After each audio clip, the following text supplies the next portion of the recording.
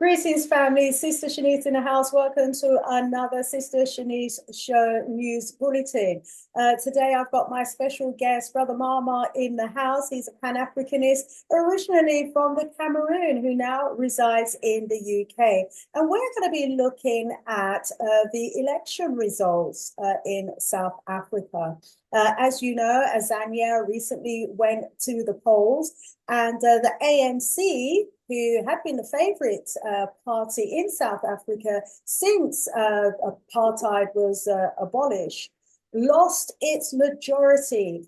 As a result, it needed to go into partnership to form a coalition government. It actually decided to go into partnership with the DA party. The national executive members have been decided, and they seem to now have a lot of controlling power in the government and a huge say in South Africa. So we're going to have a bit of a conversation today about those results. Brother Mama, what is your perspective about the recent election results, but in particular, the coalition arrangement, and that the ANC decided to go with the DA, a mainly white South African party, as opposed to EFF, a black-led African party?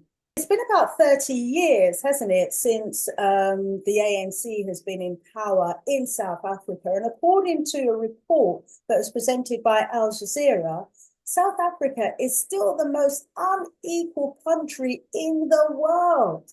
You know, this is a country where race plays a major factor, whereas only 10% of the population, or less than 10% of the population is white, 80% of the population is black. But the minority population actually owns the vast majority of the world, the vast majority of the land, and it's still very, very unequal. What do you have to say about the last 30 years of the ANC government? Yeah, so South Africa, basically, about 6 to 7% of the population is white, and then 81% black. The rest is like about 7-8% what they call colored, which is basically like a mixed race, and then a few Asians here and there. Those Asians you can include like Chinese, Indians, etc. But basically, when you're talking about the land and the wealth being owned, out of that, if it's only about 10% of the that's owning all of them, so those are basically whites, the majority of whites. It doesn't matter what social context they come from, they live very wealthily in South Africa. Yes, they live very wealthy than even normal white people in America, Britain, where I am, or France, etc. Okay, so we're talking then, if they make up about 6-7% of the population, and they're saying 10% of the population owns like 90% of the wealth, etc., then what does that mean? From 7% to 10%, it's only we're looking back about 3%. So those percentage you're talking about then is the black political elites, the black business elites. So in politics, we're talking about ANC basically, because they're the ruling power for 30 years. They've got rich after some of them come out of jails, or some of them would join, etc. Yeah, they've been the ruling power and been getting the money. And then a few business elites, yes, in South Africa. But the vast majority of the black people in South Africa, they live in what is so-called townships, yes? So during the apartheid era and the colonial era, they called them so-called Bantu homelands. In other words, where they got the African people, and they took away the best land for farming, etc., took it away from them, and then left them with useless land that is not productive, is not good for farming, or neglected, have no use for the whites, etc. Yes. So those who are grown up as ghettos over time. So after the so-called end of apartheid, when Mandela came out of jail and all the rest, they renamed them, rebranding exercise called townships. But in reality, they're just ghettos, basically. Yes. Because if you go to any South Africa city, and you look where the whites are living. So I encourage everybody to look at Cape Town, look at Johannesburg, look at any of the other cities in South Africa. Yes. And then you will see clearly where the blacks are living. Yes. and where the whites, where the mixed race are living, and then the African people are living at the bottom, and the whites, basically, as I said, they live better. The vast majority of them, only a fraction of them were maybe struggling a little bit. For the vast majority, yes, they live wealthier lives than any white person in any place on earth. So again, statistically, in terms of economies and all the rest, that's proved what we're saying, that the ANC has been a communist failure. And with regards to the election, with the DA, they chose to go with, they made a choice. Yes, they made a choice to go back to the old ways, to maintain the status quo.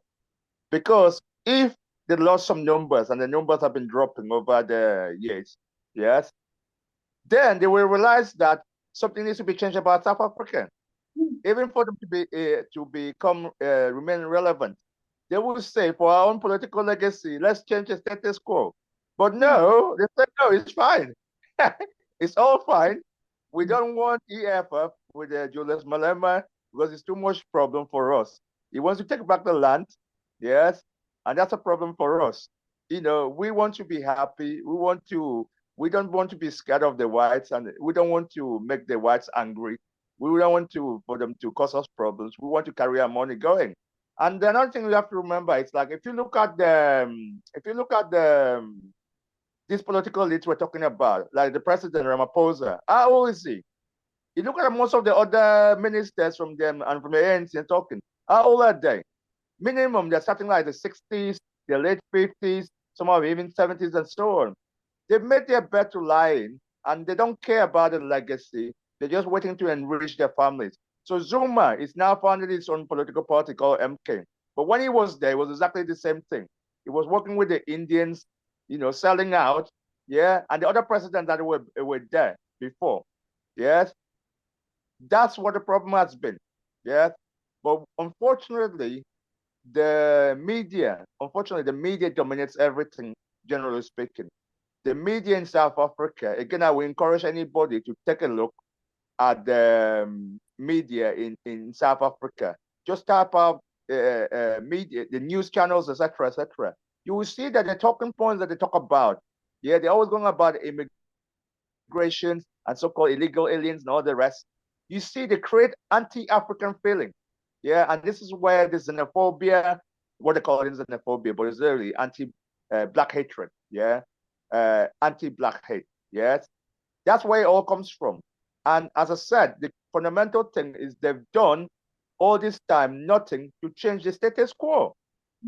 That's what the problem is. Yeah, it certainly seems that way. I mean, as we all know, South Africa did have a freedom fight, a freedom charter. That was a document, a very aspirational document that set out some time ago the vision that they had for South Africa. And that was a vision whereby people would have equal access to land, equal access to jobs and opportunities. There would be equal pay, irrespective of color. There would be quality education.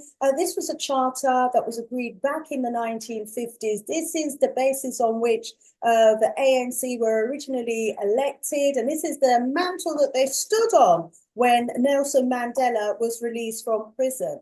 But they seem to have totally reneged on that. Worse still, you know, the population, as we were saying, is very divided on racial lines, even more so maybe now, or just as much as it was during the days of apartheid, where the whites are living very rich, wealthy lifestyles, as you said. The small 3% black elite, mainly from the ANC and their friends, are also enjoying a very wealthy and comfortable lifestyle in South Africa. And then the vast majority are living in ghettos, shacks, and with, you know, unbelievably unsanitation sort of conditions. But yet they return a government that wants to maintain the status quo. Well, you know, it says, watch this space. As you said, the media is very influential, and they have been very successfully whipping up an anti-African campaign in South Africa. It seems that people are unable to see beyond that gaslighting of their own people. And so we wait to see what's going to happen over the next 30 years with the return of a government now, a white government in coalition with the ANC. Is it a slow road back to the days of apartheid? Let me give our brother Mama the last word on this. Yeah, so my take on everything is that if anybody didn't already know, the Mandela legacy and the ANC legacy, unfortunately, has turned out to be a legacy of sellouts. Yes, because when the 1994 came about, yes, people understood that some deals had to be done, and some deals went too far. But they were quiet. They were quiet that at least in the post-apartheid era, maybe not in 5 years, but maybe not in 10 years, but in the next 15 years or something, that for the South Africa fundamentally would change and move on to be a so-called rainbow nation that they're talking about. The rainbow being where everybody, regardless of their color, has equal opportunity and all the rest. So then if we look at the statistics then, and we say the population is 81% African, then why are the African people in the bottom are living in shacks? You know? Good question. Brother Mama, we're gonna have to leave it there because of time. I want to thank you so much for joining me in the studio today. And so, you know, let this be a lesson, something for all African countries to look at. If, you know, they don't come together and form black governments, then the white governments that have never really left Africa are going to come back in and start ruling all over again. And in my view, it's a slow road back to firstly apartheid, then potential enslavement. Watch this space. Sister Shanice, out of here for now. Thank you very much, Brother Mama. More love. Bye for now.